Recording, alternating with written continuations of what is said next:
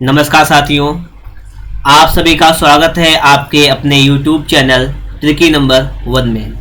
आज की इस वीडियो में हम लोग बात करने वाले हैं UP triple S C PET exam 2022 के बारे में, जिसमें हमारे आज का टॉपिक रहेगा मैथमेटिक्स का, और उस टॉपिक के अंतर्गत हम लोग पढ़ने वाले हैं ग्राफ और तालिका को। जैसा कि आप जानते हैं कि आपके एग्जाम में जो है 20 नंबर के ग्राफ और तालिका से संबंधित प्रश्न आते हैं, ये बात तो आपको पता है। तो क्यों ना हम इस पोर्शन को बहुत ज़्यादा मजबूत करें। हमने इससे पहले आप लोगों को एक क्लास प्रोवाइड कराया था जिसमें भी मैंने सिंपल से 2 क्वेश्चन लिए थे, ठीक है। तो आज का भी एक क्लास है, क्योंकि देखिए स्टार्टिंग के क्लास है तो थोड़ा सिंपल लेके चलना है हमें, और उसके ज़्यादा जब आगे पहुँचेंगे तो हम बिल्कुल हाईएस्ट लेवल तक पहुँच जाएंगे, ठीक है। तो यहाँ पर स्टार्ट करते हैं हम लोग। देखिएगा सवाल नंबर 1 आपके सामने यहाँ पर लिखा हुआ है, इसको देखिएगा। सवाल नंबर 1 लिखा हुआ है, दिए गए पाई चित्र में एक परिवार द्वारा विभिन्न मदों में महीने के खर्च का विवरण है। इसका ध्यान पूर्वक अध्ययन करके नीचे बताए गए प्रश्नों के उत्तर दीजिए। पहली बात तो ये सभी परसेंटेज में है, ये बात ध्यान रखिएगा आप लोग। किसमें है? ये सभी चीज़ें जो हैं वो परसेंटेज में है। क्लियर? पहला क्वेश्चन आपसे कह रहा है कि शिक्षा तथा भोजन पर किए गए खर्च का अनुपात कितना है। अब देखिएगा चार्ट में शिक्षा पर कितना खर्च किया गया, 15%। कितना खर्च किया गया? 15%। और उसके बाद में देखिएगा भोजन पर कितना खर्च किया गया, भोजन पर खर्च किया गया 45%। चलिए इनका रेशियो मतलब अनुपात निकालना है आपको, तो रेशियो का निशान लगा लेंगे यहाँ पर। 15 एकन 15, 15 3 45, कितना आ जाएगा आपका? 1:3। 1:3 का मतलब कि ऑप्शन नंबर बी जो है आपका बिल्कुल ही राइट आंसर हो जाएगा। ये बात आप लोगों के समझ में आ गई होगी कि ऑप्शन नंबर जो बी है वो आपका राइट आंसर हो जाएगा। क्लियर? अब हम लोग चलेंगे अगले क्वेश्चन पर, और अगला क्वेश्चन जो कि अब आपके सामने यहाँ पर आ चुका है, इसको देखिएगा। लिखा हुआ है कि ईंधन के सापेक्ष किराए पर किया गया खर्च कितने % है। अगर देखिए हम टोटल वैल्यू मान लें 100% की 100, तो ईंधन पर कितना हो जाएगा? देखो यहाँ पर ईंधन पर हो जाएगा आपका 9% है। 9% का मतलब 9 हो जाएगा रुपए, मान लीजिएगा 9 रुपये हो जाएगा ईंधन पर। और आपका यहाँ पर किराए पर कितना खर्च हो जाएगा, ये भी निकाल लीजिएगा। तो किराए पर आपका खर्च हो जाएगा 14% है, मतलब 14 रुपये। अब बात समझिएगा कि ईंधन के सापेक्ष किराए पर किया गया खर्च कितने % है। मतलब क्या है कि जो 9 है ये 14 का कितने % है, ठीक है। मतलब ये निकालना है तो 14/9 और गुणा में 100, यहाँ से % निकल आएगा। इसको भाग कर लीजिएगा इसको, तो ये जाएगा आपका 9 से काटेगा, 9 1 का 9, 5 बचा लगाया पॉइंट 50 हो गया, 9 15 45, 9 15 45 गुणा करेंगे तो 155 के अप्रॉक्सीमेट आ जाएगा, ठीक इस प्रकार से।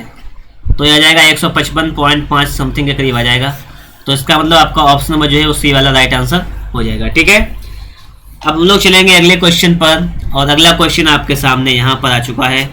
क्वेश्चन कह रहा है कि ईंधन और कपड़ों पर खर्चों को मिलाकर केंद्र पर कितने डिग्री का कोण बनेगा, ठीक है। ये देखिए ये हमें डिग्री का कोण नहीं, ये परसेंटेज है। फिर से सुन लीजिएगा बात, ये क्या चीज़ें हैं, ये है परसेंटेज के लिए।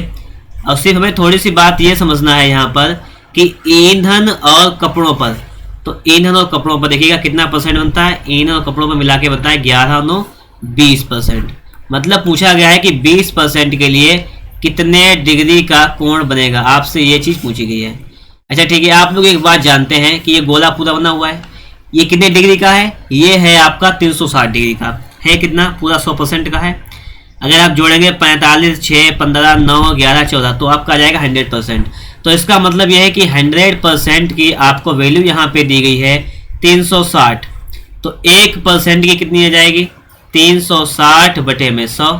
1% की हमें निकालनी है 20% की, तो हम इधर 20 से गुणा इधर कर देंगे और इधर 20 से गुणा कर देंगे, तो यहाँ पर 20% की आपकी वैल्यू आ जाएगी। देखिए 0 से आपका 0 खत्म, 0 से 0 खत्म, 36 दूनी 72, तो ये 72 डिग्री यहाँ पर आपका राइट आंसर आ जाएगा, ठीक है। तो अगर आप लोगों को वीडियो अच्छा लग रहा है तो आप लोग फटाफट से एक बार वीडियो को लाइक कर दीजिएगा। चैनल पर नए हैं, आप लोगों ने अभी तक चैनल को सब्सक्राइब नहीं किया है तो चैनल को भी सब्सक्राइब जरूर कर लीजिएगा।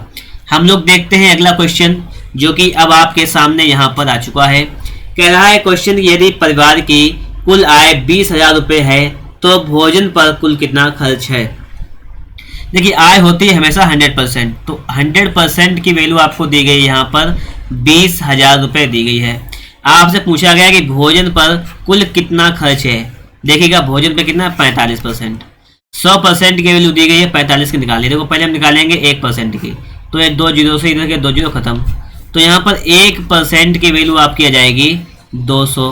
हमें निकालनी है 45% की, तो हम लोग क्या करेंगे इसमें 45 से गुणा कर देंगे, ठीक है। तो 45 दूनी 90, तो ये हो जाएगी आपकी 9,000। कितना आ जाएगा 9,000 का मतलब कि आपको ऑप्शन नंबर जो है वो सी वाला बिल्कुल ही राइट आंसर हो जाएगा। ये बात भी आप लोगों के समझ में आ गई होगी। हम लोग देखेंगे अगला क्वेश्चन, और अगला क्वेश्चन है आपका, देखिएगा कि ईंधन तथा भोजन में खर्च की गई धनराशि का अनुपात कितना है। मतलब ईंधन पर कितनी खर्च की गई, भोजन पर, इसका अनुपात पूछा गया है। ईंधन पर कितनी है 9 डिग्री, मतलब नहीं 9%, और अनुपात निकालना है किस पर, भोजन पर। भोजन में कितना है 45%। चलिए इसका निकाल लीजिएगा अनुपात, 9 1 का 9, 9 अपना 45, मतलब 1:5। कितना आ जाएगा 1:5 का मतलब ऑप्शन नंबर बी आपका राइट आंसर हो जाएगा, ठीक है। ये बात भी आप लोगों के समझ में आ गई होगी। तो दोस्तों इस प्रकार से हम लोगों ने एक ग्राफ को तो कंप्लीट कर लिया है। अब हम लोग चलने वाले हैं अगले ग्राफ पर, और अगला ग्राफ देखिएगा आपके सामने यहाँ पर आ गया है। अब आपको यहाँ पे ग्राफ दिया गया है, पहले पढ़िएगा इसको, ये कह क्या रहा है आपसे, ठीक है। ये जो व्हाइट कलर वाले हैं ये क्या है, ये है आय। किसके बारे में, आय के बारे में है। और इसमें डार्क बना हुआ ये कलरफुल है, इसमें क्या है, ये आपका व्यय के बारे में है, ठीक है। दोनों चीजें दी गई हैं अलग अलग, ठीक है। अब पढ़िएगा, कह रहा है कि वर्ष 2006 एवं 2007 के बीच लाभ का अंतर कितना है। 2006 और 2007 के बीच लाभ का अंतर, तो ये देखो पहले आप लोग 2006 में लाभ निकालो, पहले कितना था 2006 में देखेंगे, तो ये 2005, फिर 2006 की बात आ रही है, 2006 में आओ, तो 2006 में आए, देखो 2006 के लिए हम लिख रहे हैं पहले, ठीक है। इसके लिए देखो आय कितनी थी 2006 के लिए अगर बात करें तो आय थी इसके लिए ये 50, ठीक है। ये लाख रुपए में है तो 50 लाख आय थी। और खर्च कितना किया, मतलब व्यय कितना किया है, तो आय और व्यय कितना किया है, व्यय किया है यहाँ पर 30 लाख। तो आप हमें सिर्फ ये बता दीजिएगा कि यहाँ पर जो है लाभ कितना हुआ है। अगर हम मान लीजिए 50 लाख रुपए महीने में पैदा करते हैं, 30 लाख खर्च कर देते हैं, तो कितने बचते हैं मेरे पास 20 लाख, तो ये हो जाएगा 20 लाख। क्लियर। अब अगर हम लोग 2007 की बात करें तो ये देखो 2007 में देखिएगा तो 40 जो है वो आय है आपकी, कितनी 40 लाख।